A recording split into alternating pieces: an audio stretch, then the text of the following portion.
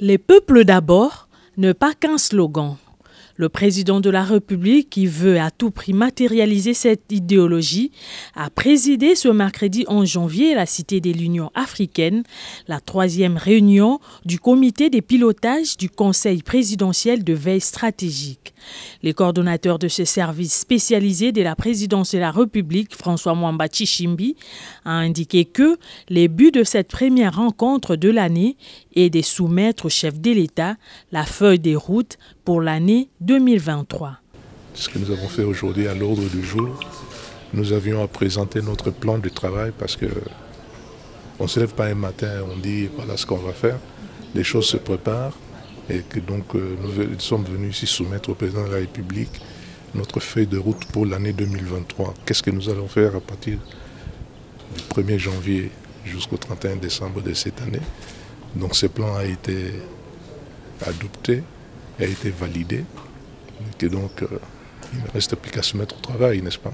Plusieurs points ont été abordés lors de cette séance de travail, parmi lesquels la gratuité de l'enseignement primaire, la couverture santé universelle, ainsi que la mise en œuvre du programme de développement local des 145 territoires qui vise à améliorer le cadre de vie des populations rurales.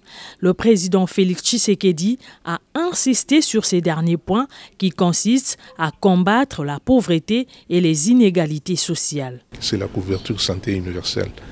Mais quand est-ce que nous aurons un système de santé ici à la fois efficace et qui permette à ceux qui ne sont pas riches, à ceux qui n'ont pas beaucoup d'argent, de pouvoir accéder à un niveau de soins qui soit comparable à celui dont bénéficient les gens qui ont les moyens. Par rapport à cette initiative-là, vous savez, il avait lancé l'idée que la maternité de nos mamans soit rendue gratuite, et tout ça, etc.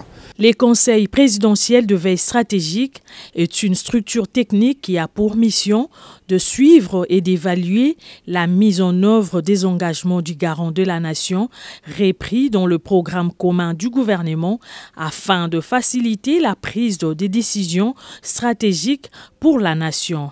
Le Premier ministre Jean-Michel Sama Lukonde et le ministre du Budget Aimé Boji ont siégé comme membres de cette structure.